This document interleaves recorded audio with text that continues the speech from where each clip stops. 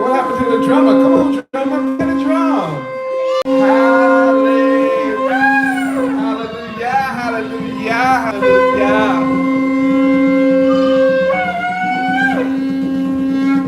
Yom Teruah to everybody, Shabbat Shalom.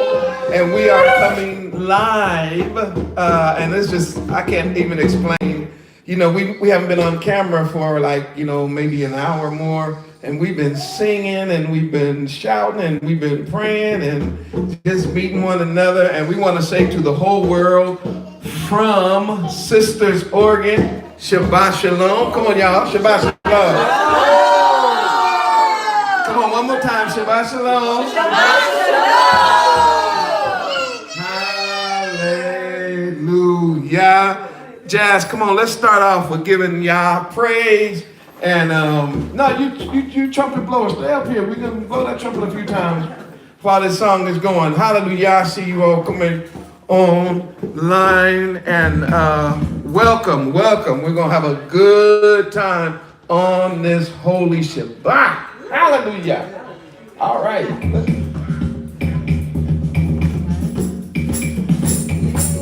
Come on, let's get them horns blowing one more time. Come on, y'all, blow the horn.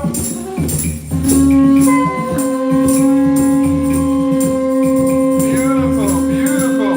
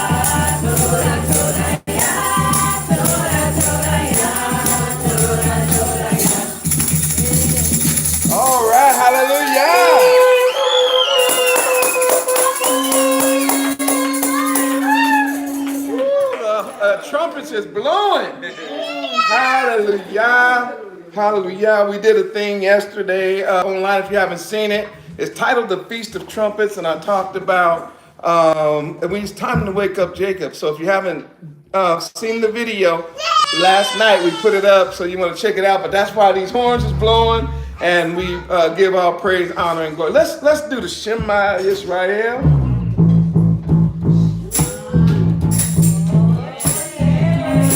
Yeah, y'all can stand up, move around. That's right.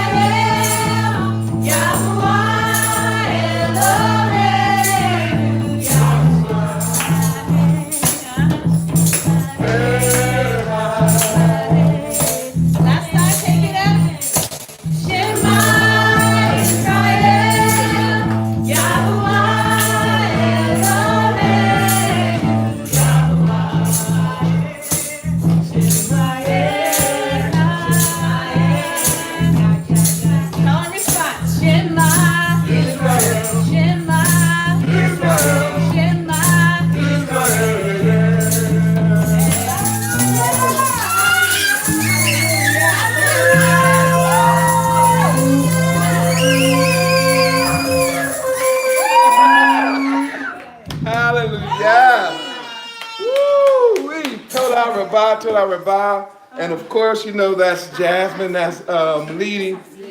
And you should know by now, Jazz is working with the ARK, and her website and her ministry is titled the Hananiah Project. And the Hananiah Project, okay, so I'm gonna have to talk a lot. The Hananiah Project is a project or is a website that's dedicated, a YouTube channel, to helping our people understand the Hebrew language and culture, primarily through cartoon, alphabets, colors, animals, biblical stories, all kinds of things. And of course, for the most part, Jazz does like 100% of everything. So, you know, she does all the drawing, she does all the music, she does all the different voices. And it's just a great website. So if you haven't done it, go by and look at the Hananiah Project. And of course, support the Hananiah Project, because it's cards, flashcards that you can download. And then she has other things. So just get in touch with her, and she'll be glad to help you in any way she possibly can. I'm looking around this room and I'm like, whoa, hallelujah. It's good to be in the room. Come on, y'all, give yourselves a hand for coming out. In Oregon, and it's just good to see everybody. My goodness, and those of you worldwide, Toda Rabah for your support that even allowed us to come all this way.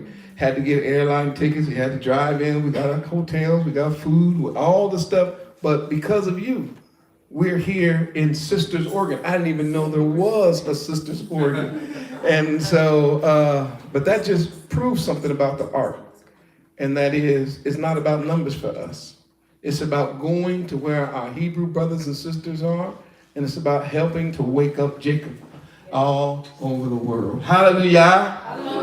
Hallelujah. Hallelujah. As we normally do in the meetups, we're going to do... What happened? Oh, there's no picture? How's that? Did I go out? We up in the mountains. Are we in what they call the high desert? Do I need to restart? I see my picture here. I came back. All right, we back. It might do that a couple of times in Sisters, Oregon. Way up in the high desert. Hallelujah, but we here. All right, we back on. So on this Shabbat, there's a couple of things we want to do. And the first thing we want to do is, as always, talk about how important it is for us to learn Hebrew. And unfortunately, we're living in a time where people are spreading a very terrible rumor that Hebrew is unnecessary. As long as you can read English, you'll be all right. And the truth is, you need to learn the language.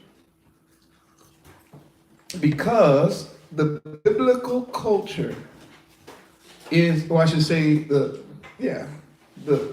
culture of the Hebrew people who wrote the Bible is inside of their language.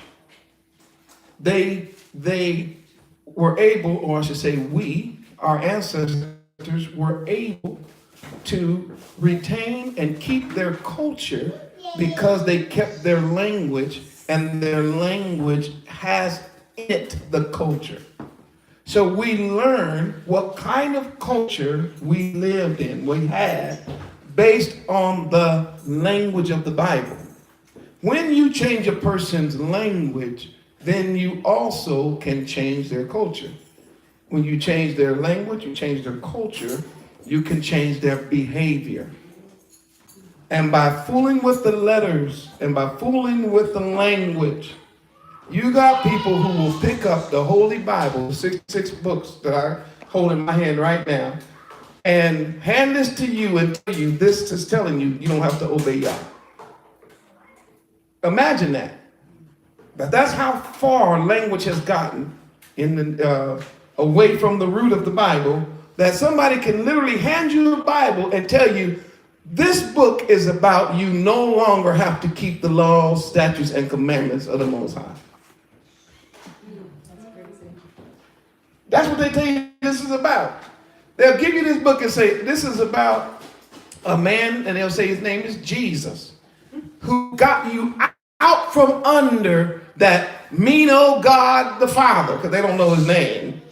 So you better be glad we got Jesus, because if not, you would be under that mean guy, that God the Father, who's all about killing people. How many have you heard something like that before? And if you online and you know that you've heard people say we should be grateful now for Hamashiach, or they say the Messiah, because we don't have to now follow the laws of God, put a 7 in the room. Let me know that you're rolling and that you understand that they have taken our Bible and they are now misrepresenting what the scriptures teach. Do you know it is absolutely against our, them 7's rolling through here so fast. It's absolutely against the scriptures to tell somebody you don't have to keep the laws and commandments from the first book, what we know as Bereshit, Genesis. We find, keep the commandment, right? Hey, all these trees just don't eat that one. There's a commandment. They broke it. When you get to the last book of the Bible and the last chapter of that book, it's about those who kept the commandments. But when they're playing with the language, when they are playing and altering words and word definitions, and of course, sound biting the writers of Scripture, then it's easy for them to manipulate the way you think. And once they manipulate the way you think, they can change the way you act and put you in disobedience. So you think you're serving Yah, and you really find out you're serving the devil. How can you read this book and come away talking about, I can eat whatever I want? Do you know how many times we are told not to eat swine and bottom feeders? This is not my lesson. I'm just putting this out here. If you twist Isaiah, because in Isaiah 53 it says, who hath believed our report? Y'all read that? And to whom has the arm of Yah been revealed? And it talks about he's going to grow up as a tender plant. And everybody knows the famous verse, for he was wounded for our transgression and bruised for our iniquity. The chastisement, this is Isaiah 53, of our peace was upon him, and by his stripes we're healed. People will use it to say, see, he paid for all of our transgressions and all that, so now we can do whatever we want. But do you know the same writer, Isaiah, didn't end his book in Isaiah chapter 53, that it actually ends in chapter 66. And the very last thing he says before he signs off is, oh, by the way, he's coming back.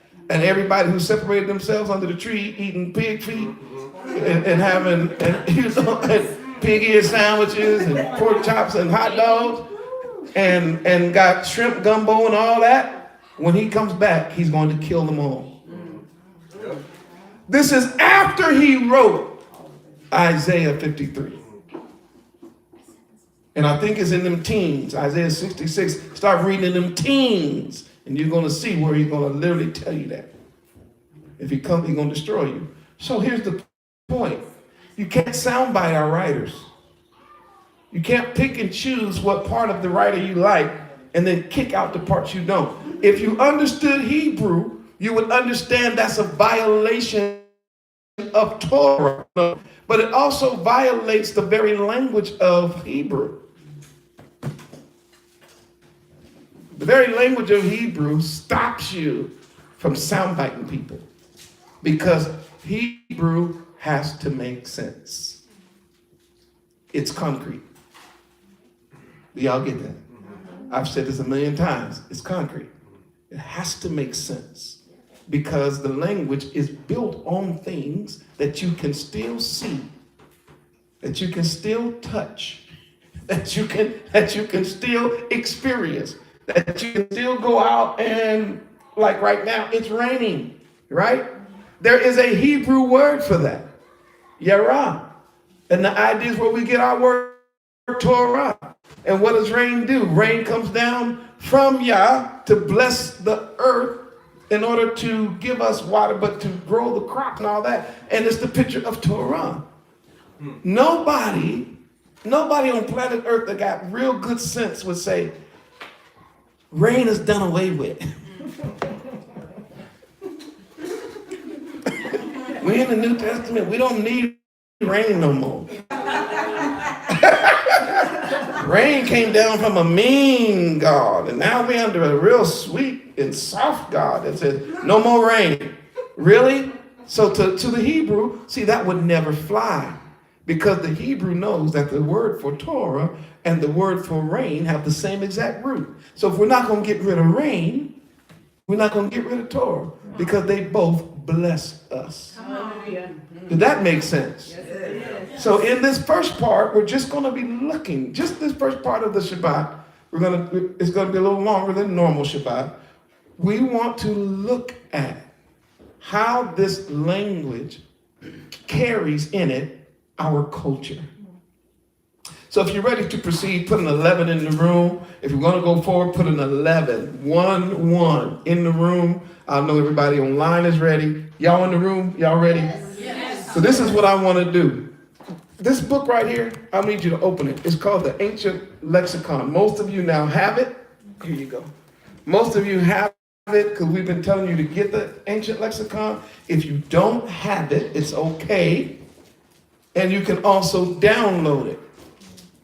Our brother Jeff Benner does an excellent job in helping us see something in his book that I want to share worldwide today, because a lot of people think that's more just coming up with something. No, it ain't me. This language is being unraveled by scholars all over the world who are saying, no, it's concrete.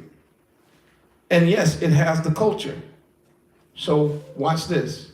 There can be no correct biblical understanding without correct biblical culture. And I'm going to say that one more time slow. You cannot get proper biblical understanding without the proper biblical culture, the people who wrote it. Culture is more important than context. Ooh, I know that went all around the world. Somebody, no, man, no way. I'm going to say it again. Culture is more important than context. Why? Because if you got the culture wrong, then your context is going to be wrong. Can I give you one that we have?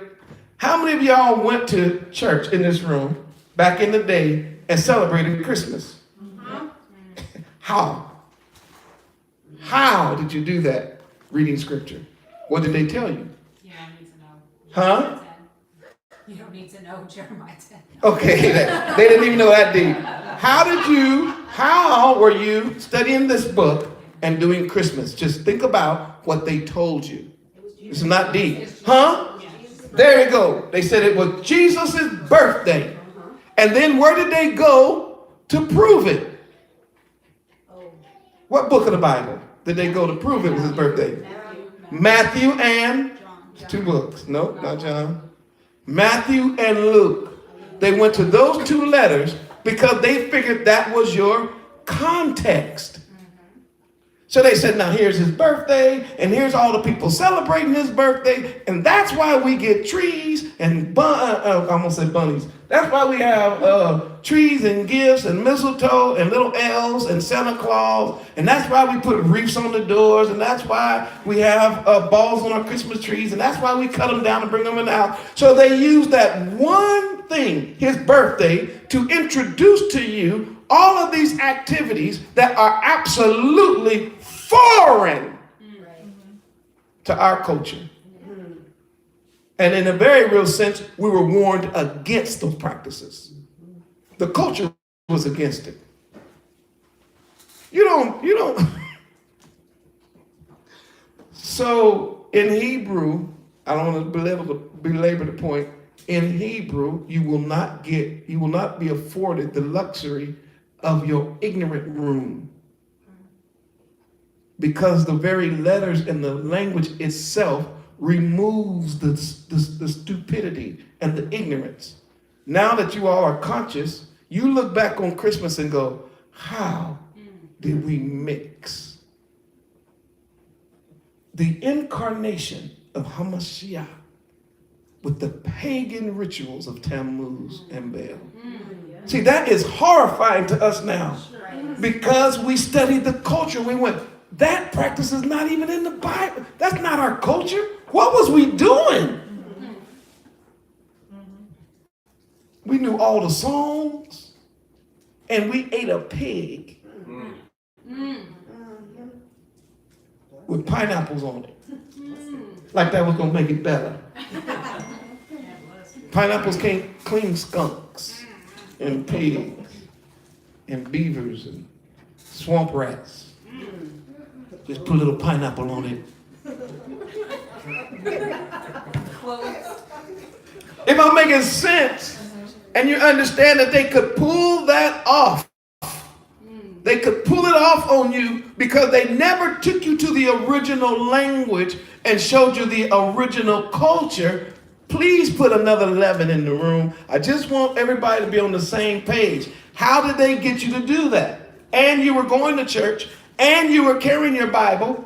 They did it because even if they showed you what they thought was context, it's inconsistent with the culture. How about Easter eggs? Where in your culture, from Genesis to the Revelation, did we get a word from Yah saying, now remember, once a year, everybody eat a pig again, and everybody go get them eggs out there, boil them, color them, hide them so your kids can find them. Now look what they did to you. They said, again, what they did to you, they said, that's in the Bible. And you said, where? And then they opened the Bible and they showed you Sunday morning, resurrection. And then they just said, that's Easter. And because we didn't do any research, we didn't even study that the very name Easter is Astarte. And you know what? If we would have known Hebrew, we would have known that Astarte is a pagan, demonic,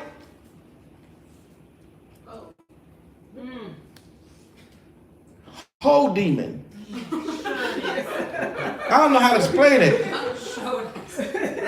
All of the demons are male, but this is a transvestite. This is a transgender demon. Running rampant. And that's why I try to warn people. All the demons are male. This particular male parades himself as Baal's wife, but he is also a demon called Ashtaroth. Very powerful. He's so powerful as a demon that he demanded that church folk not even change the name. His name is Easter. And you're going to celebrate him as Astarte or as Easter every year. Matter of fact, you're going to call it Easter Sunday. How did they pull that off on you and on me? How they do that? They did it by changing your language. If you would have known Hebrew, you would have saw the word Astarte. You would have then taken that word back to its root. You would have discovered it was a pagan deity. You would have also discovered that Yah has been warning his people against her who was called the Queen of Heaven all through the Bible. But you didn't know because they changed your language and you couldn't unravel. So you don't know that your culture had nothing. I'm talking about Hebrew Israelites. This is not your culture. They have given you a culture, and you don't know that this is not yours. So how do we? So I hear people say all the time, and I've been up here long enough. I think y'all catching my point before I can give you an example. But people have told us you don't need to know Hebrew, or they'll say something like this: how do you know for a fact that, for instance, I use this all over the nation. How do you know for a fact that the husband was the head of the house? Like if I go around saying in our culture, the man, the husband, was the head of the house. Somebody say, well, how do you know that? And in Hebrew, it's obvious. What's the first letter of the Hebrew alphabet? Come on, y'all in this room. Aleph, right? And what is that? What's the Aleph represent? Strong, strength, a leader. It's a picture of an ox, the greatest the domesticated animal that had the most strength, that they used to plow the soil, and as a result, was able to provide resources to keep the family alive. The Aleph. Of course, you see how easy you can see the relationship between the Aleph and Abaya. Just in that sense, that how he protects us. He is our strength. He does the heavy lifting for us, right? What's the second letter in the Hebrew alphabet? Bet. And what is bet? It's a house. It's a picture of a tent that represents a house. And I don't have time to get into that, how deep that is, but it is a tent. When you take the letter Aleph and you connect it with the second letter Bet, which represents a tent or house, you get the word, the strength of the house. It represented the pole, the center pole that held up the whole house. So guess what the word is for father in Hebrew? Abba. So Abba was the leader, the strength of the house. He held the house up. He provided. He did the heavy lifting. He was the protector. It's the Ab. The strength of the house was the man. So it's the culture that we're discovering that Yah so wonderfully preserved in the words. So while they removed our culture, and they're trying to paint the culture now, our culture, as though we've never had strong men in our homes. All of our men was dogs, all of our men was pimps, all of our men was bums, all of our men was beggars, all of our men were thieves and robbers and hoodlums and Dolomites. I don't know what they painted us into some weird ways. But in the truth of the matter is, in this country, in not too distant history, like 50 years ago, 60 years ago, something like 75% of all Hebrew households had a mother and a father in the home, where the father was the one who was the Ab doing the heavy lifting. They redid your culture by changing your language, changing your words. So now you have mothers. What's the word for mother? Emma. I don't want to get. Y'all know what that word means? Emma. Strong water. Huh? Strong water. Ooh. You know what? I like this. I like y'all. Emma. Strong water represents what? Glue. It's glue. So mom was the glue. She was the thing, the strong thing that helped keep that which was in the house together. So you had strong water. It was actually made from animal hide when they were getting ready to, and it would be the thick part of the animals, of the ox. They would take it and they would mix it together and make glue. That's what they used to help stick things together. So Emma was the one who was making sure that Papa and the kids and the house and everybody was together. Emma. We have another word that's closely related to Emma. Does anybody know? Yes, but there's another word before that one, but that's right. Emet. Emet is our word for, who said that? Yes, truth.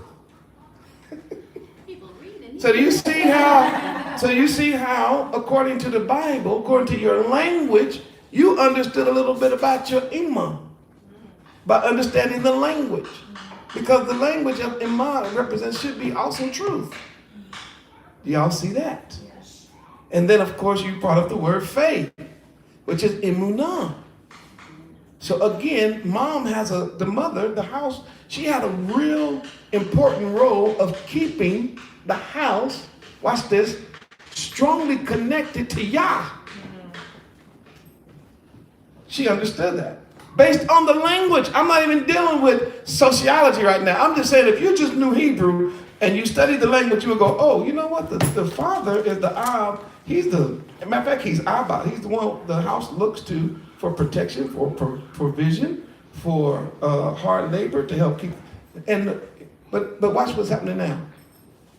We have taken the Ab out.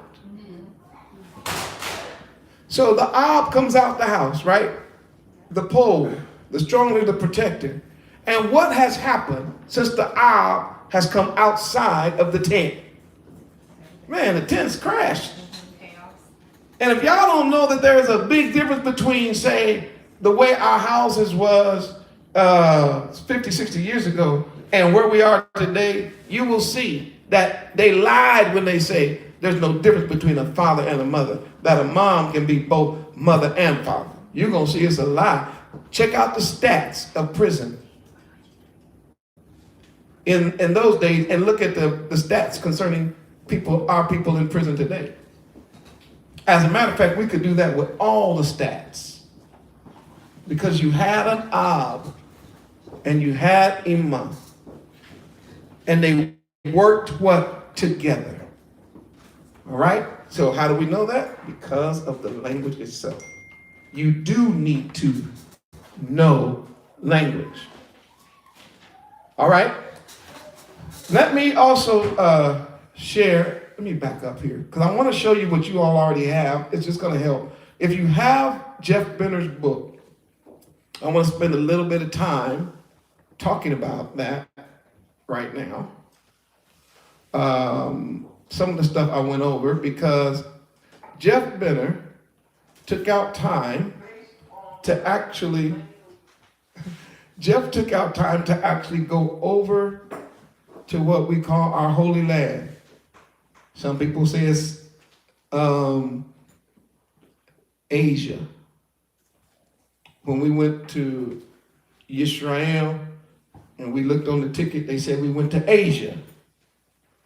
And I said, well, that looked like Africa to me, because I've been to Africa, but they said, no, it's Asia.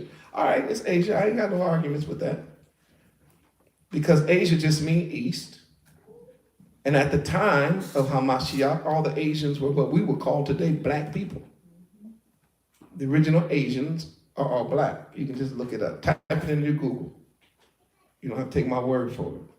The original Asians were what you people today would call black. They were just brown people. All right, so Asia.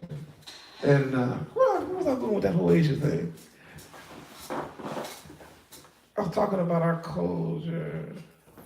Jazz walked by, it made me think about something. Jeff Benner. Let's go back to Jeff Benner. He went and he said, as he studied the language, he discovered you can't understand our language looking in Europe. You can't study our language looking in Russia, not even in America. He said, no, you got to go to Asia. You got to go back to Israel. And watch this. He, on purpose, Jazz, bypassed the religious elite. In other words, he didn't go to the Jewish temples. And didn't hang around with the quote unquote with the Jewish people there. That's not what he did. His own admission, he went to the Bedouins. And y'all need to type that name too. The Bedouins. Why? Because they still had the language. And they still had the practices of the Bible in their culture. In the midst of all this modernization, they still had a connection, even though it's not as strong as it used to be, but they had a strong connection to the language, which then obviously was a connection to how they lived. Just like how they built their tents, how they ate, how they lived, a lot. And he actually has online, he doesn't say, well, I had to go past the Europeans and look at some of the Negroes that was living in the land. He didn't say it like that. He just said, I went to the Bedouins. You go to Israel, and you look at the Bedouins, they look just like me and you. Okay, so I just want to get that out there. Why? Because the culture is what he was after. He knew by studying the language, he would have to find people that are living according to how the language dictates people live. And they found out that father, tent, water, rain, all those words, they were still there. All right, so what did they do to us here? They gave us English. And for some people, you have Spanish. And to some people, you have other languages, depending on where you've been scattered. But it is the Hebrew language that has the culture, and I'll use this for lack of better terms, it has our biblical culture. So why is that important? Because if you don't understand culture, you're going to miss it. Matter of fact, I'm going to say it again. If you don't understand culture, you're going to think it's Christian to paint your child up like the devil once a year and tell them to go around knocking on doors asking for candy.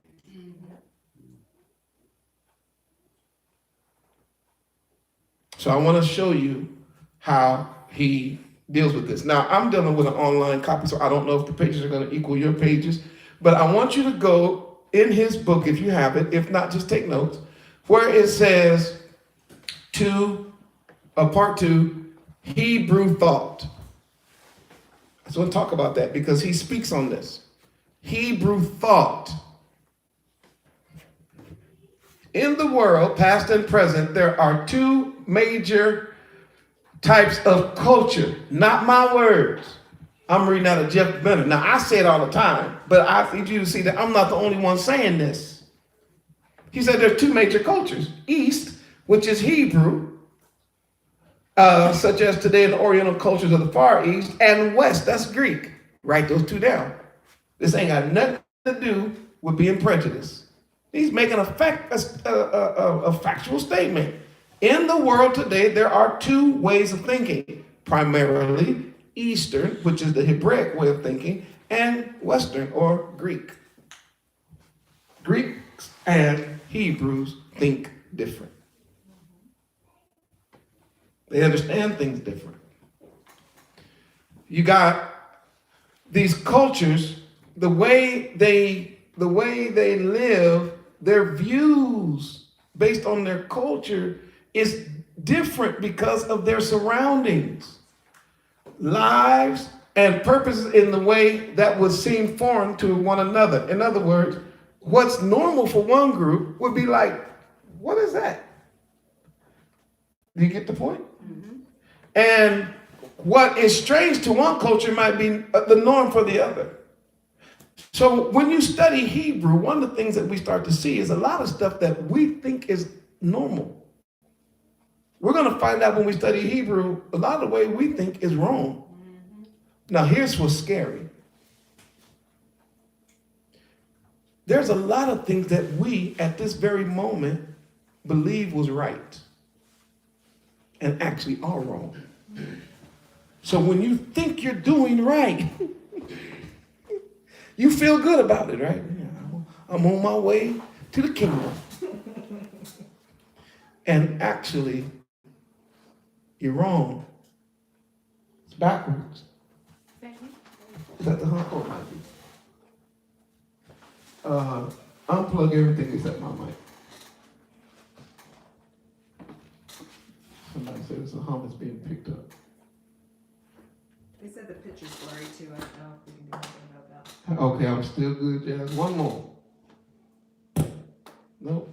Am I supposed to say something? It could be the weather.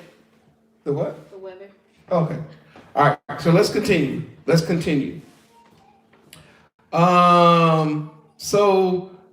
So when we talk about America, the nation, the continent of the Americas, primarily we have been raised in what's called Western thinking. Yeah. And it is exactly opposite of Eastern thinking in a lot of ways. You've heard me say this before, and I will try to explain it better. Western thinking is linear. Point A to point B. If I asked you right now, those of you in the room, show me a picture And I knew you just point it in the air, just make an air picture of point A. Where would it be? Where's point A? Okay. Where's point A? Yep. Everybody's doing this. Point A. Where would point B be? So if you were talking to somebody, you would say, I need you all to go from point A to point B. What would you do? Everybody's doing it. I wish y'all could see it. Everybody go, listen, it's from point A to B. And everybody did it without me having to teach you anything about point A or point B. When you came here and got in this room just now, you had no clue Maury was going to say point from point A to point B. And immediately you went like this, like this. Who told you that point A was here and point B was here? See? What's your culture? If anybody at home did it, if anybody watching me live did it, if you went like this, point A to B, you know that you have been conditioned by Western thought. Because if you were to ask a Hebrew to point from point A to point B, he would say they're the same point. Point A to point B is right here. In other words, you start here and we going here. It's cyclical. When they talk about beginning a journey, the journey is not complete at point B. Do y'all get that? They don't go, the journey is from here to here. I came from the Central Valley of Fresno, of California, called Fresno, and I came up to Sisters, Oregon. That's point A to point B, to our Western mind. But watch this. To the Hebrew mind, this journey is not complete until what? Come on, till I get home. Y'all done learned more today in how many minutes than they taught you your whole life in church. You learned that point A to point B is different in a Hebrew mind than in a Greek mind. The journey is not complete until we make it where? Back home. So when you look at the Bible, can you see that the Bible is teaching the exact same thing? Where's point A? For man, come on, it ain't no hard question. Where was point A? In the garden. Right? What's the garden was called what? Paradise. It was the Garden of Eden. It was perfect. Where are we going? Back to Eden, back to the garden, back to perfection. Right? It started off us and Yah. You know how this thing is going to end? The marriage supper of the Lamb, us and Yah. Why? Because to the Hebrew, it's not finished until the whole cycle has been completed. It's not point A is here, point B is here. No, we start here, and then we went through this crazy loop.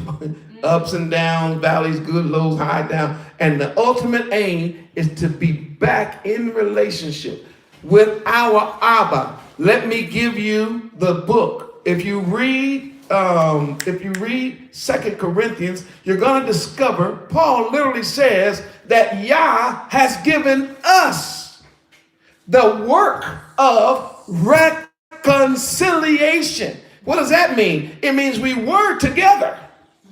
Something happened, broke us up. And now Yah has done something to get us back. And that's through Hamashiach, who he himself, Yah was in Hamashiach to do what? Reconcile.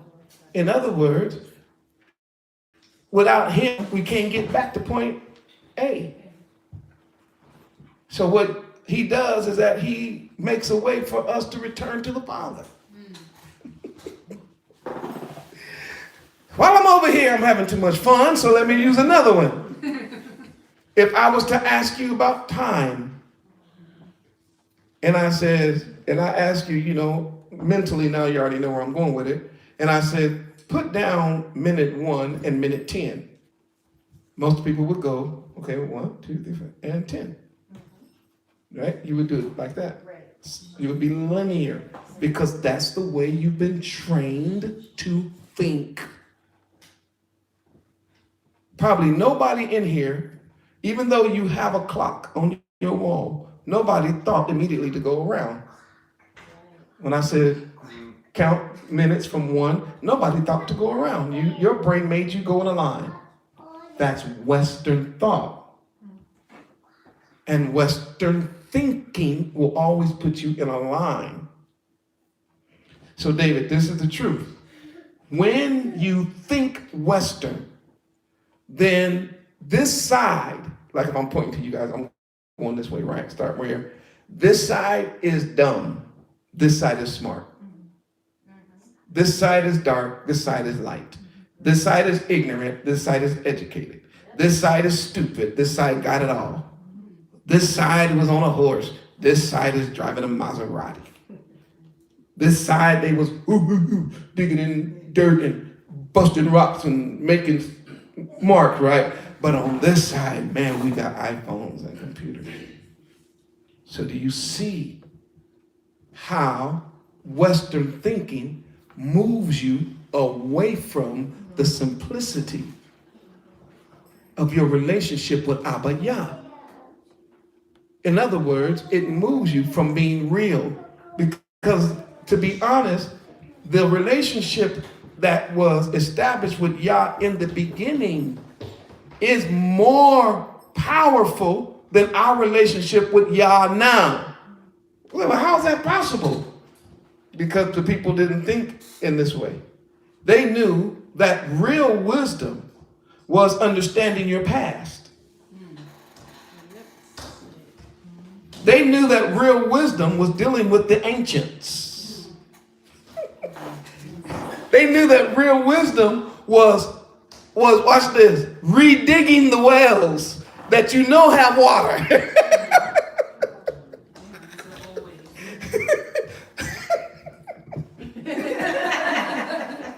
Well, I have this picture of these new people today saying, we don't want no new wells. So you're out there using all your strength. And a person who understands cycles go, dude, there's a bunch of wells right there. Why are you trying to dig all these new wells? Wells right there. And we have a verse in the Bible that says, and Isaac redigged the wells. We have another verse in the Bible that says, in Jeremiah, he says, y'all got an issue. You've rejected what Yah has given you. Cisterns full of water. And you now got cisterns that's busted, can't hold no water. You have another verse that says, ask for the what? Old paths. That what? You can walk therein. I ain't go on with that.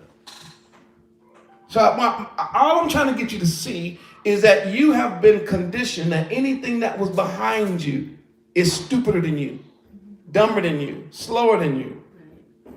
And everything in front of you is going to be smarter and wiser. And to compound that way of thinking, we have these computers.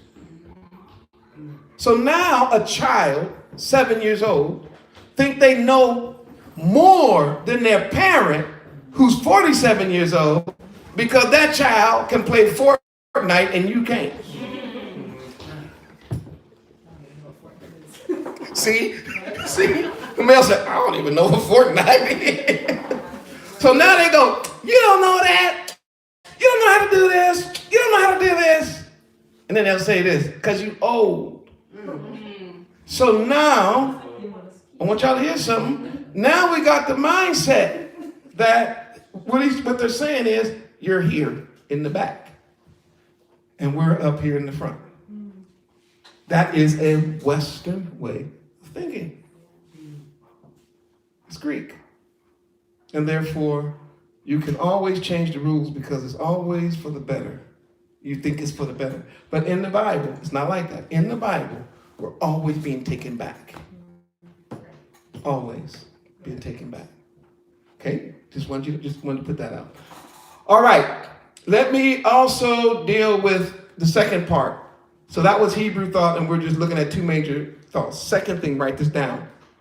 Two different ways of thinking. Not only is it linear, but it's also abstract versus concrete. You and I were trained to think. How do I know? If I told you right now to write grace, just get a pen and draw me a picture of grace. You'd be like, draw you a picture of grace. Or if I said, draw me a picture of faith.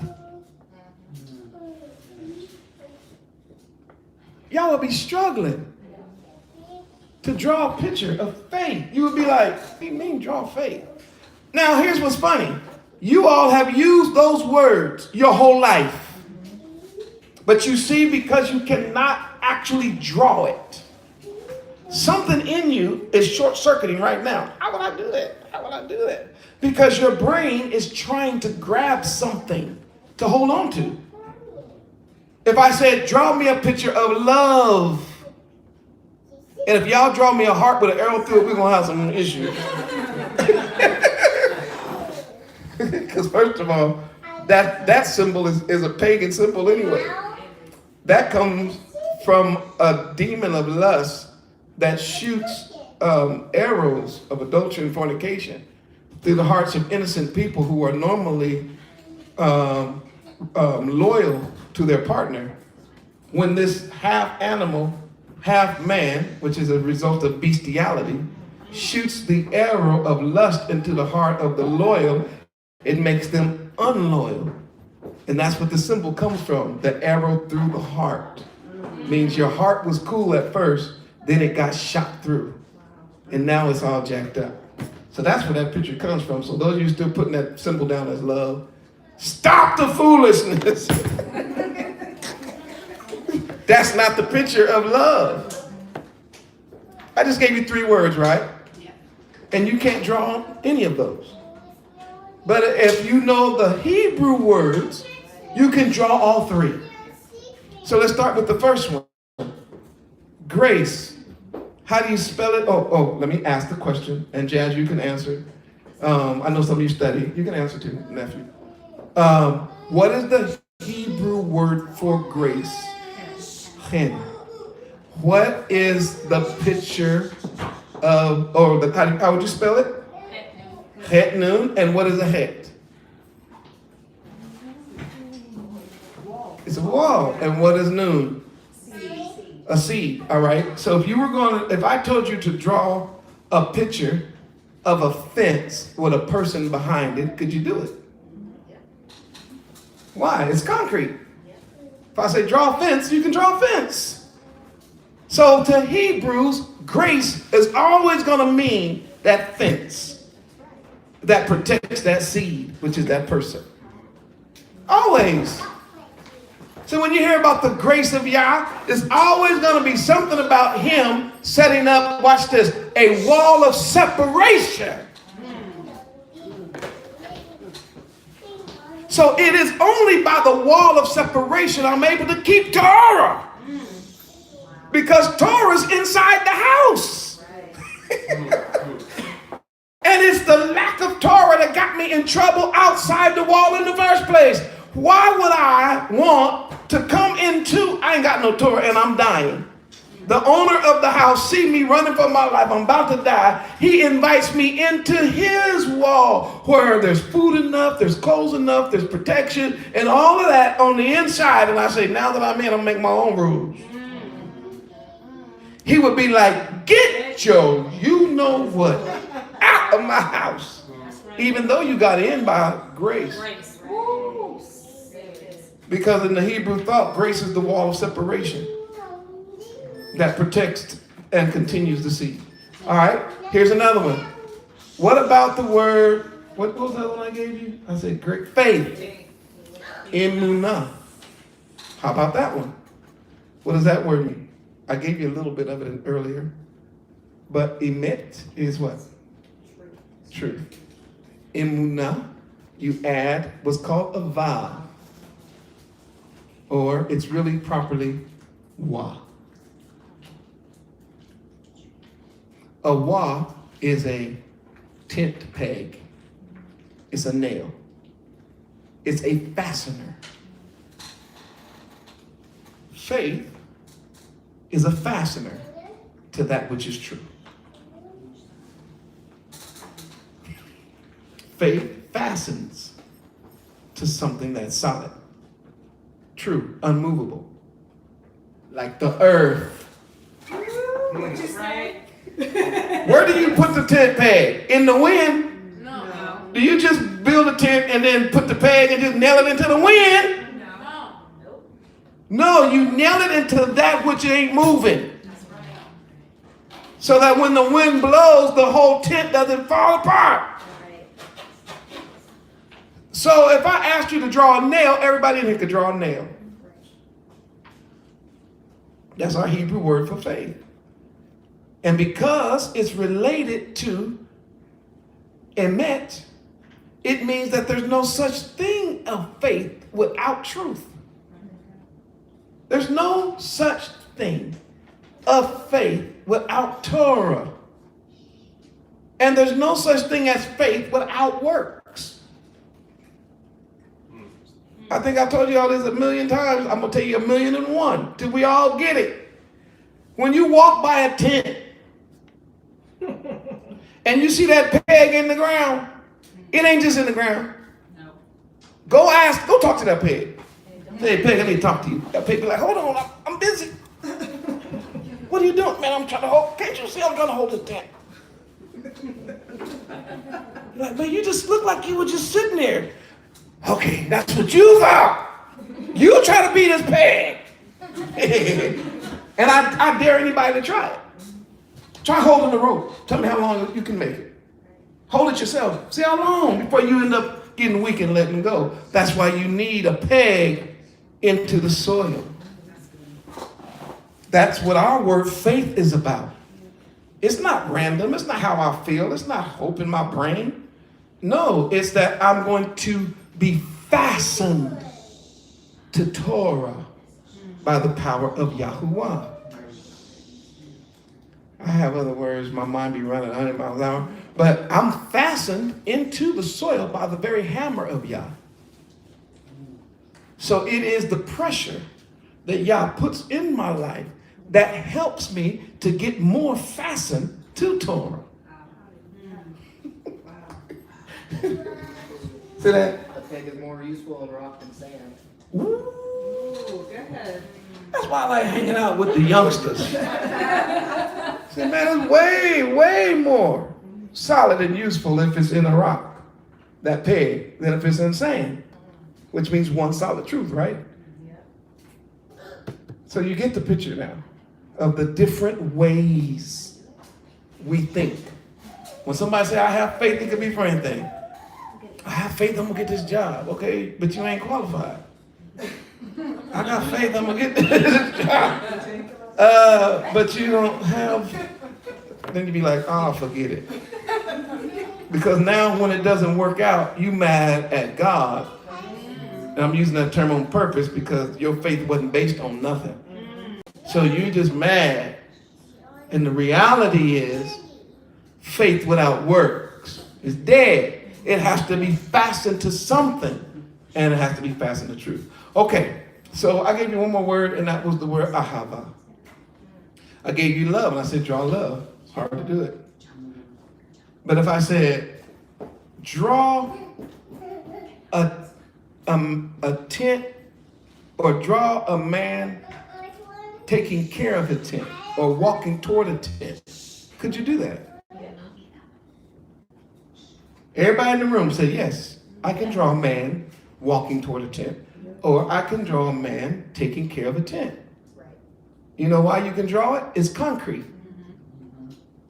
So when we use the word love in English, and even me as a Moray, and I've been studying this a long time, there is a default. And that default goes to an emotion, right? You say, I love you. Oh, it's an emotional thing. Do you know to the Hebrew, love was not an emotional thing? It was a concrete thing. How was it concrete? Because it was automatically tied to an action.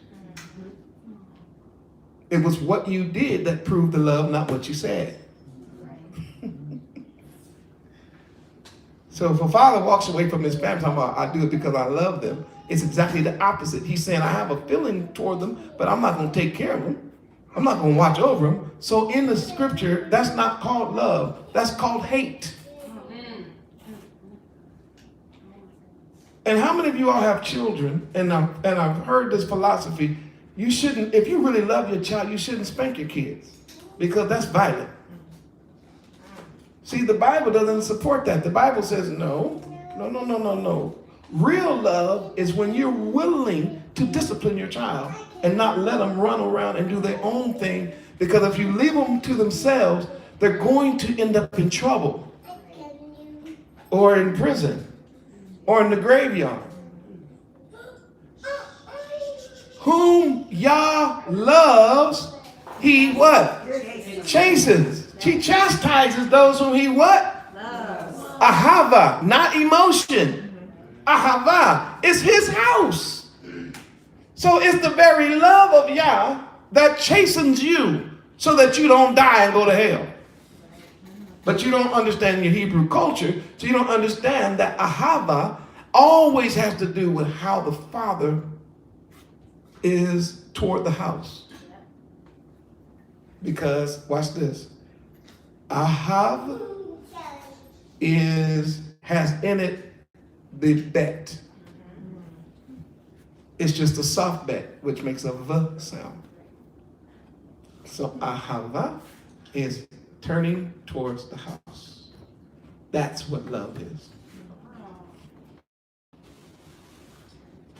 So you understand that as you try to work through, when you try to work through concepts that you've used these words your whole life, you've been arguing about these words because they're not concrete to you. They're abstract. And if a word is abstract, I can make it mean whatever I want it to be, and you can't say nothing about it. Because I'll just say that's not what it means to me. But in Hebrew, we never had that luxury. In Hebrew, the word meant what it meant. You had to find you another word. You couldn't use the same else. It's not the way it works in Hebrew. But in English, you can do that all the time. We change our words up all the time, every day. You can't use certain words no more. Like, I need AIDS. Somebody say, AIDS? Yeah, I need help. I need people to come and assist me. I'm trying to get a job done. Oh, that's not, Moray, don't be out here telling people you need AIDS. Words change. Language changes. Right? Say, how do you feel today? I feel gay. Man, Moray, don't use that word. What? That ain't what it mean no more. I think y'all catching the picture. When they change your language from, for Hebrews, when they took away concrete understanding of words, replaced them with abstract thought, then they could make the words mean whatever they want.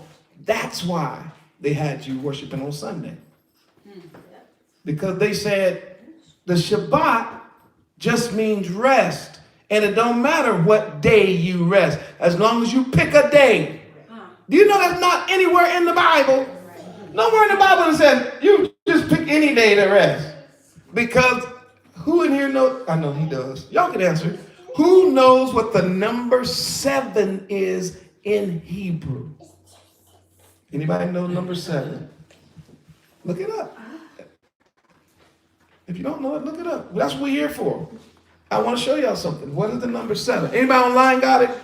I know probably Jade is going to, huh? The number of completion. No. Just what is the number 7? Huh? Sheba. Of course. Of course. Sheba. And what's the word for our day of rest? Same word. Our word Sheba, and our word Shabbat, same word. Same root. So to any Hebrew, when you tell them that the Shabbat can be on say, day 1, the word is ahad. The first word is, how do you say the first word? Ahat. It's the first word. So this is what it sounds like to a Hebrew when you say it could be on the first day. You're saying 7 can be 1. 7 is 1, or 7 can be 2, or 7 can be 3. 7 can be any number. That's what it sounds to a Hebrew. But you didn't know Hebrew. So when you heard that that Sunday, the first day of the week, is now the new Christian Shabbat, you went with it because you didn't know that the word Shabbat and the word Shabbat was the same word in Hebrew. So when Yah says remember the Shabbat, he's saying remember the Shabbat. He's saying remember the 7th day, not the 6th day, the 7th, the 3rd day, the 1st day. No, he didn't say Aha, Shatan, Shemoni. No, he said remember the 7th. Do you understand how our language is concrete? There's no wiggle room with 7 to 7. And guess what? I can count to 7. Hallelujah. I can make it to 7. 1, 2, 3, 4, 5, 6, 7. That's the day he's talking about. All right. So when we deal with the idea of concrete versus abstract, let me give you a definition of concrete. It's in your book. If you got it, highlight it. I'm just going to read it to you. Concrete thought is the expression of concepts and ideas in ways that can be seen, touched, smelled, tasted, and or heard. All 5 of the senses are used when speaking, hearing, writing, and reading the Hebrew language. That's how it is. English is not like that. Greek is not like that. Spanish is not like that. German is not like that. Chinese is not like that. Or Mandarin is not like that. An example of this can be found in Psalm chapter 1, verse 3. He is like a tree planted by streams of water, right, which yields its fruit in season and whose leaf does not wither. In this passage, the author expresses his thoughts in concrete terms, such as tree, streams of water, fruit, and leaves. That's Hebrew. Because we can all go down to a what? Stream. We can all deal with a piece of fruit. We can all see fruit or a leaf on a tree. So when we hear him say, like a tree planted by the rivers of water, all we got to do is go out by a river and see a tree and we're like, I got it.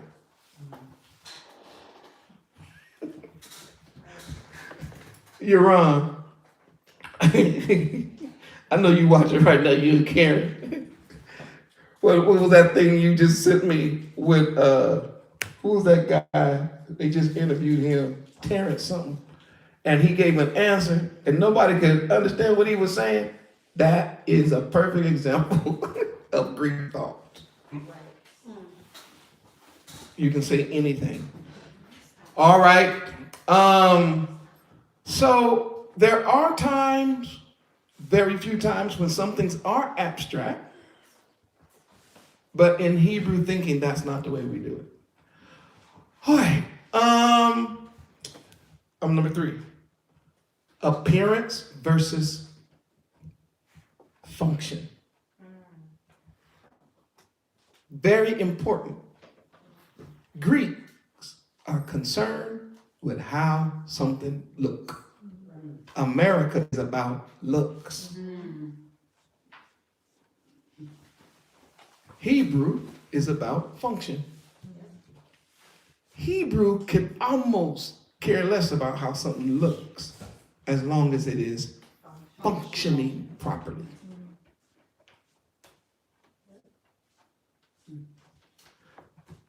Not my words, I'm using his example.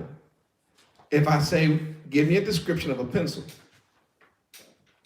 a common description that popped into most of your heads right off the top was, you saw a yellow picture. When I said pencil, You saw a picture of something yellow with a black lead on one end and an eraser on the other. That's what you saw. Because that's Western. And that's how you would describe it. If I said, man, describe a pencil. Okay, a pencil, maybe about 6 or 8 inches, and it's got a lead on one end and it's got an eraser on the other. But to a Hebrew, he would never, ever describe a pencil like that. Say, man, what is a pencil? He would say, it's something I write with. Or an instrument of writing, a tool. Why? Because he wants to deal with the function versus the form. Is the word pet peeves, is that something that bothers you or something you like? Which way is it? Something that bothers you. Okay, I have a pet peeve. And I've had it for a long time. And watch this. It's a pen that won't write. Somebody say, are you sick? Oh my goodness gracious. What is that? A pen. Sitting up here talking about, I'm a pen. And you grab it and look it. They got designs on them. All different colors. Little gold bands, little silver bands, little clickers on the top, and all that. And you be looking for something to write with and you see a pen, you be like, yes. And you grab it and go.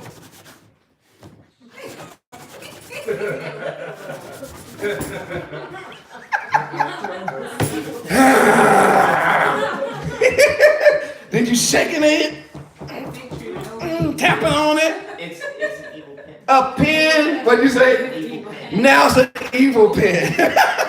It's means not functioning. It's evil. It is what? Dysfunctional. Yeah. In other words, what can you do with a pen if it's not writing? Nothing. There's nothing left for a pen. Pen, you got one job. Really? You can't nail a nail with a pen? You can't hang that. I mean, a pen? It doesn't even make a good straw. I know somebody was thinking about, well, maybe you use it for a straw. It got a hole in the side. No, it's useless. It's worthless. It's form without function, and it bothers me every time I grab one. So most people know when they look in my books and stuff, they say, man, he writes with a pencil. Why? Because a pencil, if you can see lead, it's going to work. If you can actually see the lead at the end of the pencil and you start using it as a tool, it's going to what? It's going to write. If that makes sense, and that went out all over the world, that the function is more important than the form, put another 11 in the room. I just want to make sure that we understand, because right now, as Hebrew Israelites, we got all the form and no function. Yes, see that. That's our problem. Our major is form. Everything is looks. Hair. But no brains under the hair. Oh, no. You get my point? All the focus on how my eyes look, but what are your eyes looking at? Form is everything. That's why we spend all this money on body augmentations. Folk who ain't got nowhere to live gonna drive a fancy car. Everything is about form, how it looks, how it appears. But when Yah looks at us, he's not looking at appearance. Ain't that what he said out of his own mouth? Man has a problem. What is it? Appearance. Everything how it looks. Some of y'all got a marriage right now on the rocks because you married for looks. Oh, that person you saw me was so fine. Like, ooh, goodness gracious alive. Say, what's wrong? You got a job? No, he ain't working, but we can work around that. Is he nice to women? I'm not sure, but woo, he fine. How's he treat his mama? They argue all the time. You got any more kids? We have about 7 of them, but is he taking care of them? No, but let me explain why. It's not his fault. Blah, blah, blah. You're like, woo, it looked like to me. You looking at what? Form. You ain't looking at function. Because as a husband, I ain't talking about sex now. As a husband, he's not going to function well. Now, he may make a good sex partner temporarily for you until you get AIDS or some other thing. But my point is, you can't live the Hebrew life dealing with form. And it's not only men, it's also women too. So some men, they want a wife, but they're looking at form and not function. You want a wife, you know she ain't gonna cook, but you want somebody to cook for you. But she's so fine. You know you need somebody to rub your feet, to give you a massage after a rough day, and she had already told you, I ain't touching your feet, and don't ask me. Don't ask me to give you no massage. She had already told you that, but she's so fine. So your whole life now, you are in trouble because you took form over function. And here's what you don't know that the text try to teach you. Form fades. I don't care what the form is. All form does what? Fade. Form fades and falters and fizzles and fade. Form don't last. Let me tell you how deep this is. This concept is how deep this concept is in Scripture.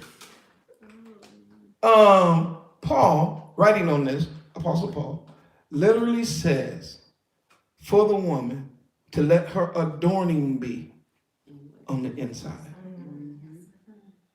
Because that will never fade. The inside gets more and more beautiful. Watch this, as time goes on. So if you marry someone who's beautiful on the inside and they keep working on their inside, you're going to be more in love with them after 50 years. Y'all going to be closer when everything on the outside is sagging.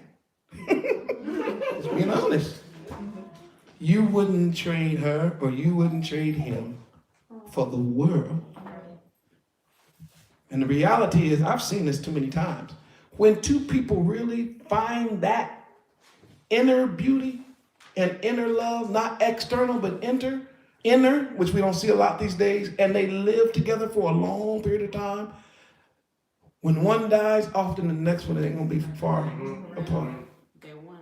Because something in them, when that person died, something in them died too. I'm not trying to, I'm just trying to show you something. Believe me, at one point, you're going to have to look past form and see function. All right? So when we talk about Greek versus Hebrew thinking, some of y'all in debt right now. Form. That card looked like exactly the one you wanted. And that other one you thought was a bucket. But the one you thought was all fancy on the outside, the engine was made out of plastic. You got 3 blocks around the corner and now it's smoking. Because you chose, because one was shiny and one had a little rust. You get my point? Form over function. That's Western. But in Hebrew, it was not like that. In Hebrew, it's always function. As a matter of fact, I say this all over the world. I'm saying it again on this Shabbat. That is, when Hebrew uses form, you need to really pay attention because it don't use it that much. Most of the time, it's always function. If you get TV out of your head, you couldn't tell me what Moses looked like. But you can tell me what he functioned. You can tell me what he did. Because the Bible didn't spend no time describing Moses. Watch this. We don't know what Jeremiah looked like. Except he had locked hair. That's all we get. Because he got snatched up by locks. That's in the script. But other than that, you don't know what he looked like.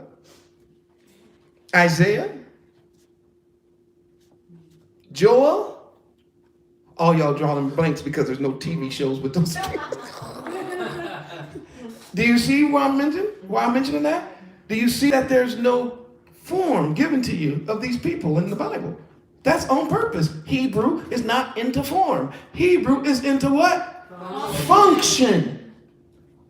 So, when you do get form, like when Hebrew says, now I need to give you not only the function, I need to give you the form. When it does that, you need to highlight that and memorize it because he's serious. Like, this is important. And I'm going to just cut to the chase because of my time. You can go through all the characters of the scripture and don't get any description, basically, of them physically. But when you get to Hamashiach, he's going to start giving you form. So what? Oh, yeah, I got to tell you, his hair like wool. Why? Because I don't want you to miss him for somebody whose hair is like horse mane. Hamashiach hair like wool. If anybody knows that I'm making a true statement come right out of Revelation, right out of the Revelation chapter 1. Put a 21 in this room. Let me know that you're rolling with me when I tell you that Yahushua gets form along with his function. We know what color his skin is. Isn't that interesting? Because you can't just say he was a black man. Black people come in all colors. You can be totally white-skinned and still be black.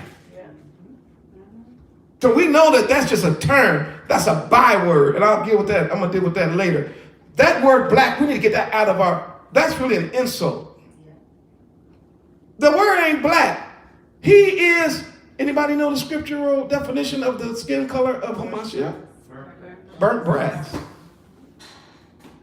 So guess what? No more, if you understand Hebrew, would you ever have to question what color he is. All you got to do is get some brass and go burn it.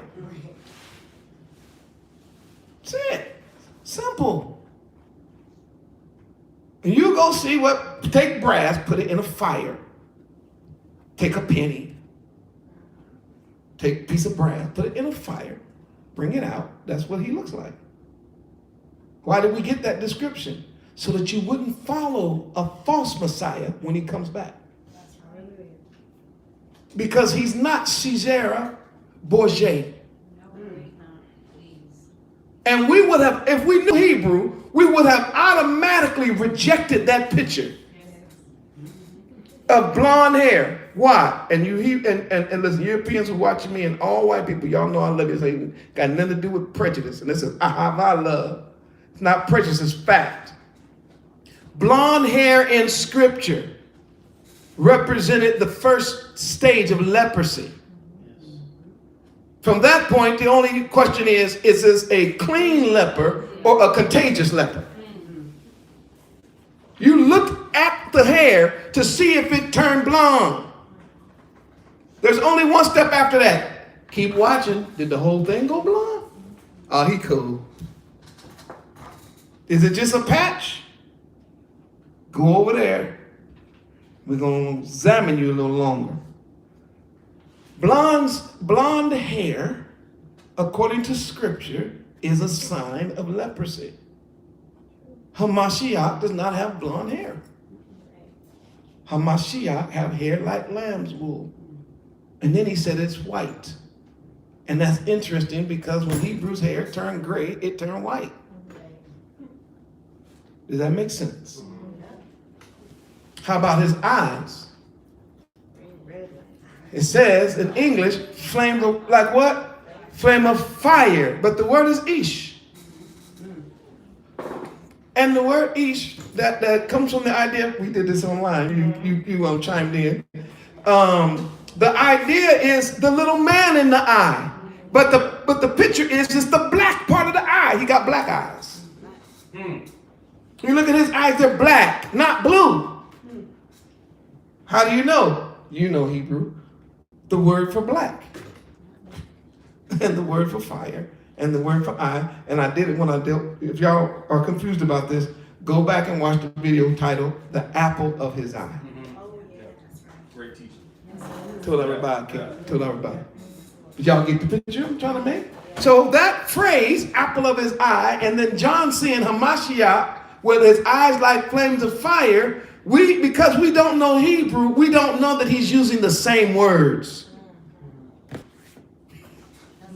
Hebrew is your culture. So when Hebrew actually takes out time to give you a description of something, you need to write that down. Because it's very significant. So all that running over them verses that you don't want to read about how the temple was constructed in the beginning, like the tabernacle, and you get all those descriptions of certain animals, certain colors of their skin, and how he laid it down. You better write that down, because he normally doesn't do that. Hebrew don't do that. He must really want you to see what color that temple is. He must really want you to see what color and how that ark was actually constructed and what it represented. If he's giving you that kind of detail, it's because it's going to point to something about his son, Hamashiach. It's going to point to us as his people. Hallelujah. Hallelujah. Okay. Let me give you one more. And I appreciate y'all being patient. Hebrew has our language in it. The Hebrew language has our culture in it. Hebrew there's a difference between that which is passive and that which is active. Okay, so this is the last thing. It's in the book. Passive versus active. In Hebrew, we are concerned with the active. And of course, I'm not trying to take you into no English grammar lesson, but the active part of a sentence is what we normally call the verb. So the verb is the action of a sentence. Or a word itself can be a verb in English. But in English or in Greek thought, you also have nouns. And nouns, for the most part, in our mind, are inactive. A noun is a person, place, thing, or idea. So a noun is not moving. It's not doing anything. It's just a noun. But in Hebrew, we don't have that. In Hebrew, our nouns are also verbs. And he has a really interesting way of putting it, and it's true. It's an active noun. So even our nouns are active. In Greek, nouns words refer to a person, place, or thing, but in Hebrew, nouns refer to the action of a person, place, or thing. The Hebrews are active people. What? Oh, you're going to give us our culture back. Toda Rabbah. You stole it. You're supposed to give it back. When you come to the knowledge of the truth, you're supposed to now say, hey, this is really who you are. And we have been knowing it before because we are active people. And their vocabulary reflects their what? Lifestyle. The Greek culture recognizes words such as ni and gifts as nouns, which by themselves impart no action. But in Hebrew, just as in most ancient languages, there is no distinction between nouns and verbs. All words relate to action to us. The Greek mind designates the ni and a gift as animate, nouns, unrelated in meaning. The Hebrew sees the ni, barak, as the knee that bends. So a knee is not just a knee, it's a knee that bends. And a gift, barakah, as what is brought with a bent knee.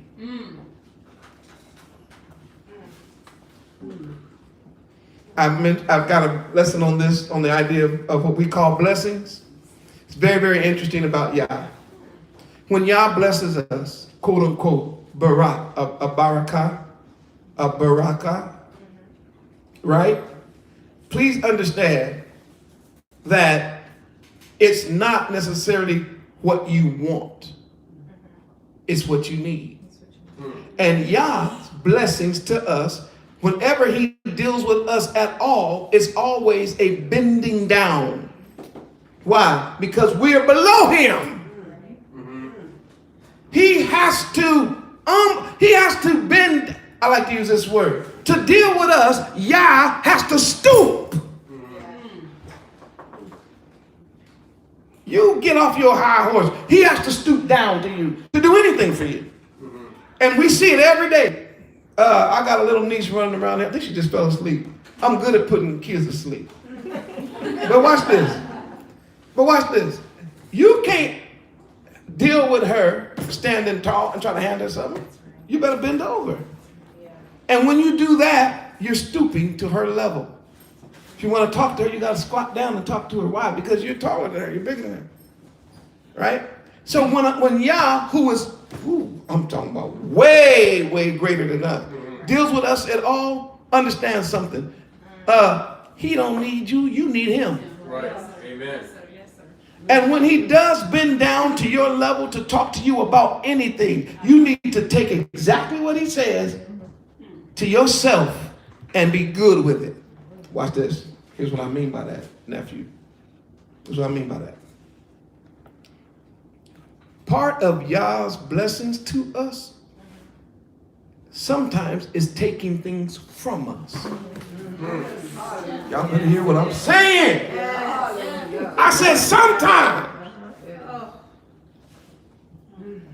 If you see your child pick up a dead rat that was caught in a mouse trap and bring it to you as something nice and something fun about to eat it, do you say, well, if I take it, they're going to start crying? That child done brought you a dead mouse, blood all over the trap, and they went, here you go, but I got you something. Are you going to be like, oh, or are you going to be like, just take it? I don't have time to sit here and explain to you that mice, but first of all, baby, that's a dead mouse. I don't want to deal with what life and death is right now. You won. I don't have time to talk to you. Are y'all getting my point? Germs and diseases and the blood and blah, blah, blah. So what do you do as a parent? You just snatch it out their hand. Period. You just take it. And you don't care how much that child begs, cries, please. You'll be like, keep on and I'm going to whoop you. Because I took something from you that was killing you, or I could have killed you. So guess what? One day you're going to learn to appreciate that part of my blessing you was taking from you that rat that was in the cotton that trap. If that made sense, put a 47 in the room. Let me know that you're rolling with more. Why? Because we got to understand our language. We have to know that our culture is in our language. Sometimes when Yah blesses us based on Barak, when he kneels to us, he takes things to bless us. Did you hear Paul say, I had it all in Philippians? I was born with it. That's really what he said. I ain't like y'all. Some of y'all came up the rough side of the mountain. Not me. You know, some of y'all started off in the ghetto. Not me. Some of y'all started off in the bayous and in the swamps. Not me. Some of y'all started off didn't know your daddy, didn't know your mama. Not me. Some of y'all didn't know your history, your lineage, nothing. Paul said, not me. I knew my mama and my daddy. They were both educated. We didn't live in the ghettos of Galilee. I was raised in Tarshish, which is no mean city. In other words, that's somebody's city.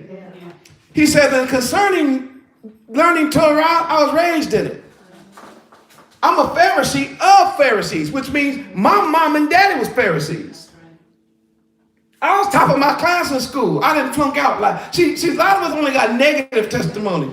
You know, I grew up poor and I was struggling. I ain't mad at your testimony. You flunked out of school. I get it. You spent time in prison. Hey, that's your testimony. That's not Paul's testimony. Paul had a completely different testimony. Paul said, hey, my testimony is I was all that and a bag of chips with some hot sauce and a pickle. I'm just trying to know. That's who I was. He said, until I met Hamashiach.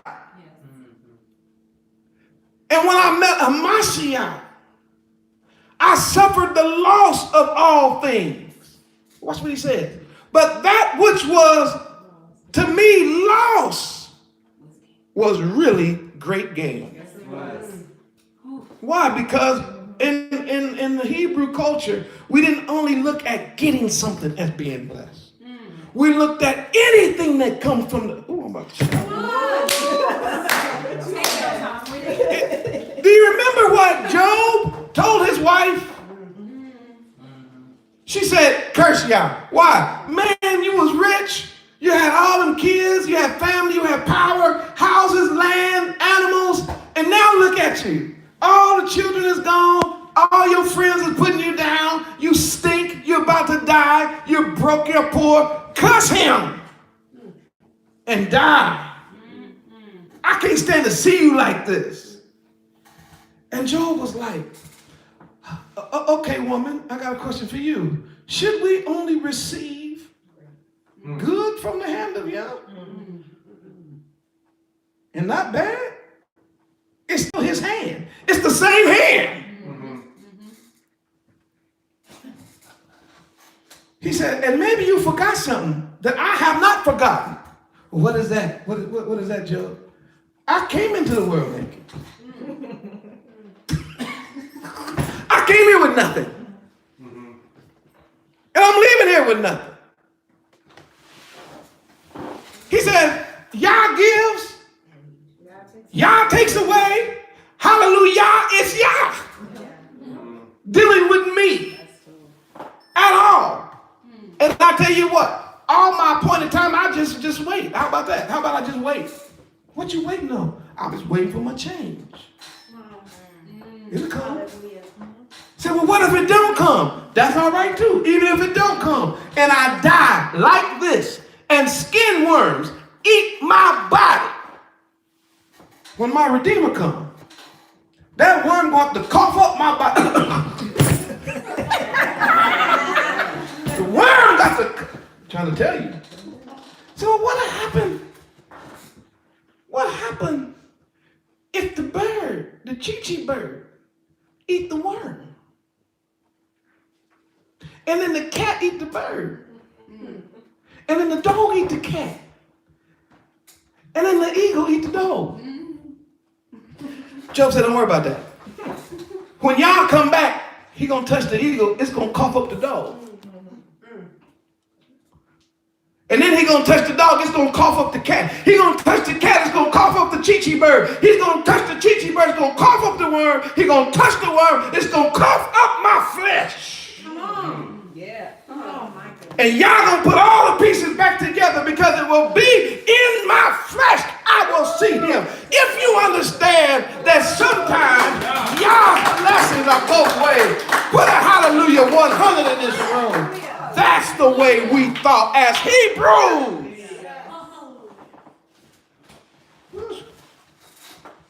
They messed up the way we thought about our Abba when we got here.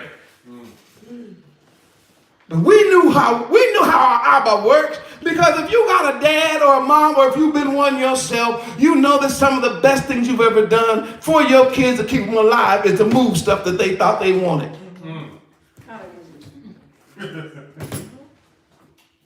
But y'all can't do the same. Come on now, stop that foolishness. We had a way of thinking. I don't know how I got way over there, but I'm about to shut this section down. But I think you understand that part. Oh, I was dealing with Barak. This active noun thing, as you study the scriptures, you're going to find out that all through the scripture, all of the words are active words. Now, understanding that, you will never be talking about grace and faith without works. When I deal with Christian people, because I don't deal with them much now, but when I used to deal with them and I was learning Hebrew, I said, wow, I can't talk to them because their words have a different definition than the Hebrew words. Oh my goodness. So when I say the word faith is action. Did you hear James literally say that faith without works is dead? Amen. That's pure Hebrew. It's a pure Hebrew way of thinking about faith. You're talking about you got faith and you ain't doing nothing. Dang, what is that? Are you literally going to see somebody hungry or thirsty or without shelter, without clothes, and say, have faith? Or I have faith towards you? and you don't give them nothing to eat. Or no clothes. What does that? He was like, I don't know where y'all getting that from, but that didn't come from your mom and daddy. That came from some Greeks that got a word that is not backed up with action. And so I just wanted to lay that down, that we got a doctrine in the New Testament that tells you that faith without works is dead. So now people say, well, that was James. What about Paul? So you really think that Paul taught that you can have faith with no works? No, that's not what he's saying. And I'm going to clarify this worldwide. Go back and read them passages again. Paul's argument is Yah calling Abraham before he was circumcised. Because his whole argument is a person does not have to be circumcised to be called by Yah. That's his whole argument. And the work of the law he's talking about is circumcision specifically. He says Abraham was not justified by the works of the law. He was talking about circumcision. Abraham believed Yah and it was accounted to him for righteousness. So in his same statement, he's saying what made Abraham right is that he did something. He got up and started walking. And when Yah said, go over here, he just went over there. That's what Paul's argument. Paul ain't arguing that you're not supposed to do no works. What he's trying to show you is that the work of circumcision is not a prerequisite for Yah calling you. That's all he's arguing right there. This is all argument. Yah, read Genesis yesterday, 3 times Yah tested Abraham, and 3 times he says he accounted it to him as righteousness. 3 times he tested Abraham, and 3 times he accounted it as righteousness. So you don't think Paul knew that? Because Paul is the one later on going to say, give your body a living sacrifice, holy and acceptable unto Yah, which is your reasonable service. Same book. He's going to say work, is my whole point. Same book. Romans. So understand that don't let nobody trip you up. That's why we need to learn the language. All right, so I think, let me do this now. Father and mother. I've dealt that already, but I've talked about that already, but I'll just read this line. The Hebrew word for father is Ab, or Av, and literally means the one who gives strength to the family. And mother, Im, means one that binds the family together. So even in saying mother or father, those nouns are action-based. All right, I hope that this made sense. I hope you were able to see some things in a fresh new way and understand why we got to get back to the Hebrew language, because the language is going to reset the way we think. And when we reset the way we think, we're going to reset our culture.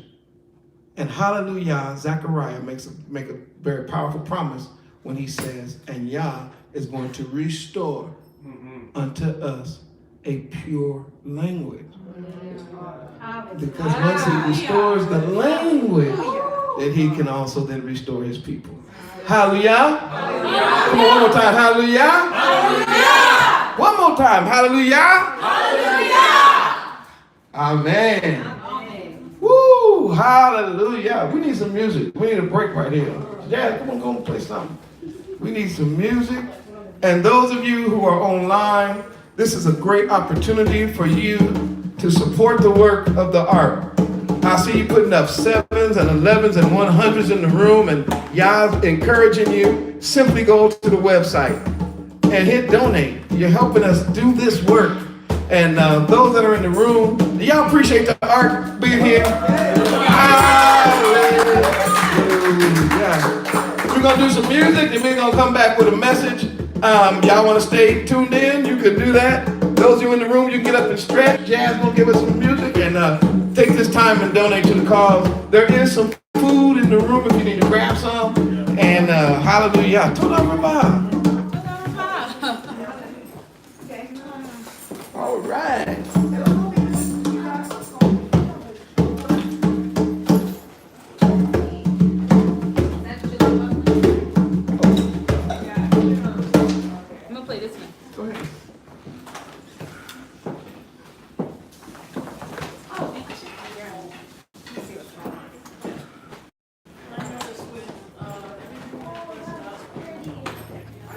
Oh, yeah.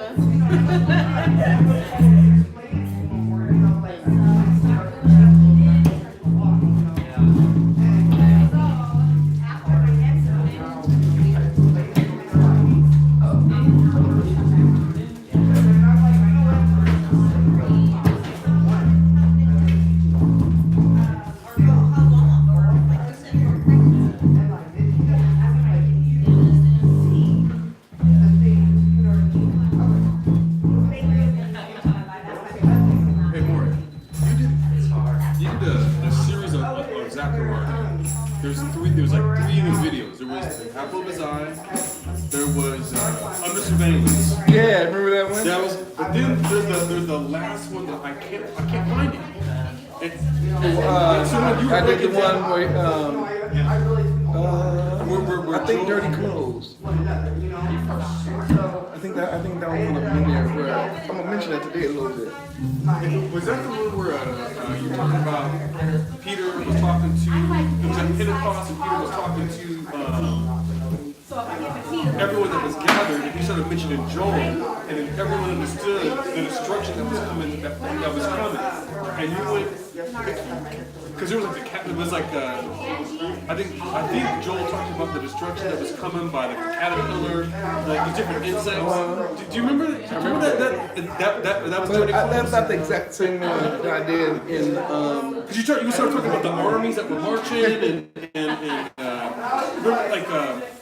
remember, like you talking about the Roman armies? Like Joel, I think he had this vision like there was an army that was going to come that they never been seen before, and then they all understood that this great slavery was coming and that this great judgment was coming. And So one of the things, unfortunately, that they keep trying to tell us, is that it's almost like the Hebrew people, the original people, were like ignorant of their history. Right. They were not ignorant. A lot of them got to a point where they was like, I don't believe it. Yeah. But they knew it. Right. They just didn't, you know what I'm saying? Now, I will, if you can remember to write me, I'll try to figure out which one that is. And also I got Zakira, and she can look through them because she watched a lot of them too. I never got a chance to finish that series, and I need to finish it. Yeah, man. But I'm going to tell you, I got stuck on one part, and I literally wanted a visual. And that is when he deals with the candlesticks and the oil, and it says not by might, not by power, but by spirit, says Yahuwah. So he's going to get a vision of a menorah being filled by olive trees. And I wanted a visual for that. So when I get a good visual, I'm going to continue. I'm going to finish that. But I'm glad you brought that up. I do need to finish because I got a lot of series That was a mighty hanging out there. Oh, That man, happened at Zion. all praise to the Most High Yah, Oh, man. man. All praise. Somebody would name a subject, really good teaching. and you just, or a word or whatever it is, and you have to figure out a way Oh yeah, to transition from that to a conversation about it. Where you guys coming from? I'm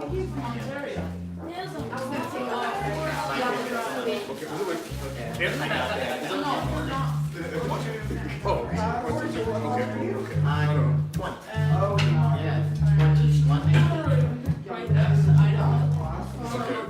Yeah, 21.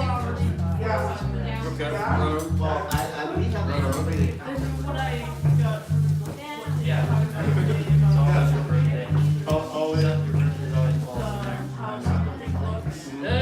It's real close to my master's, so I'm accustomed to that. Right.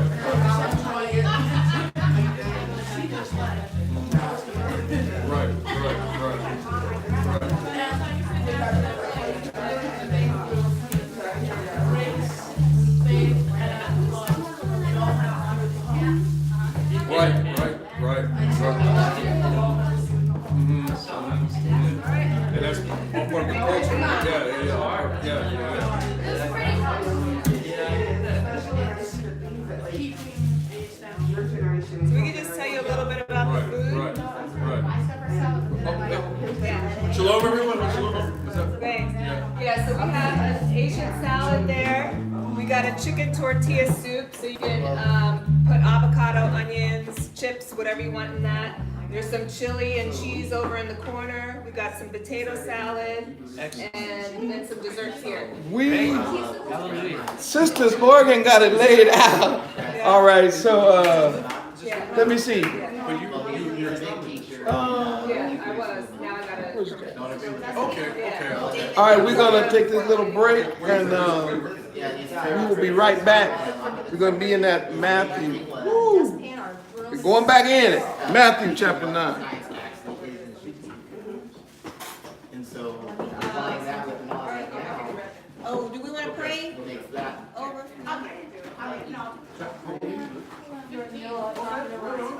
That's rare to find, young folks that are down. He's just barely getting into it, and he's starting to learn, like, Starving, huh? You want to go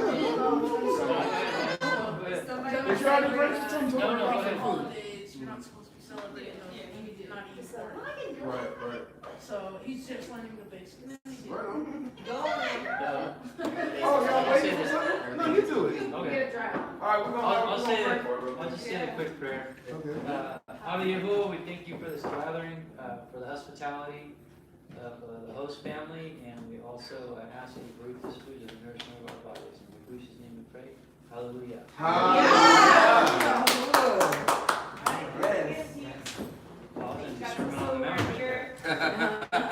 We're restarting. When's he gonna finish? That was good. Very, very a functional prayer. There we go, functional again. Oh, we learned something, all right. That was good. Yeah. On dessert first. Every time I can't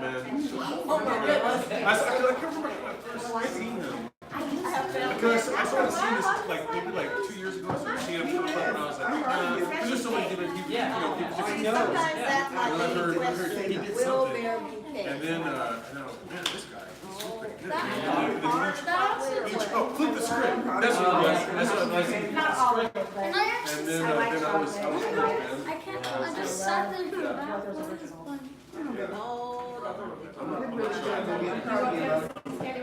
Shannon, come on, baby.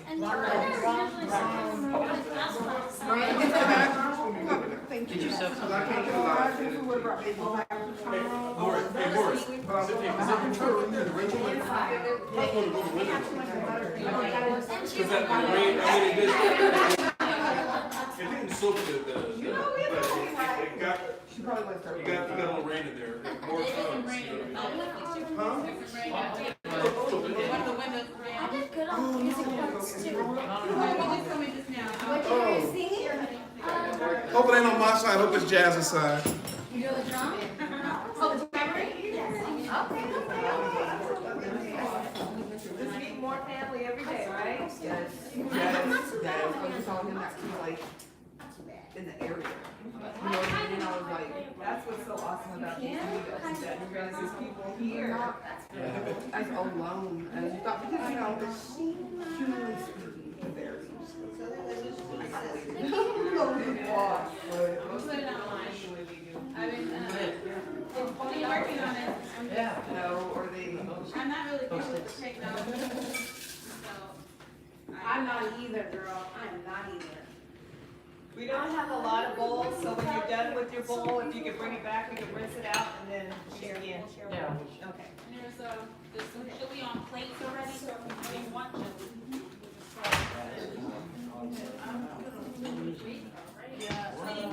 I'm gonna need your help, 'cause I can't agree.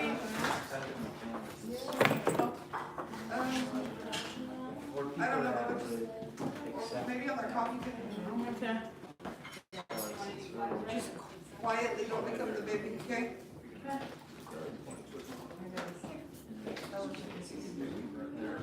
We were doing an online thing for a long time.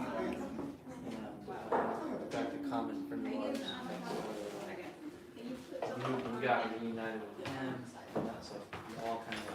I'm really loving the teaching today. Oh man, tell that we're by. We're having a good time up here. It's great to see them in person. Man. So we've been knowing Yosh and Holden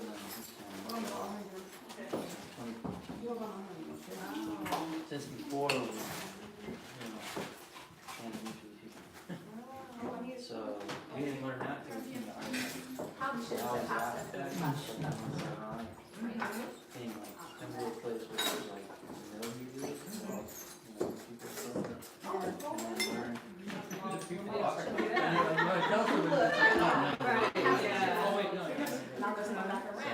I'm peculiar because Oh yeah, here it is. Okay, we're gonna get Shabbat Shalom.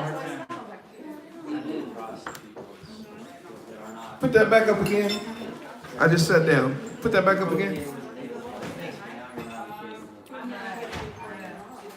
Here it is, right there. Shalom, shalom. Shalom. All right, Shalom, you made Hey, it. my family. You know what? I can do that. I will do that. You know what? That's a good idea. I will.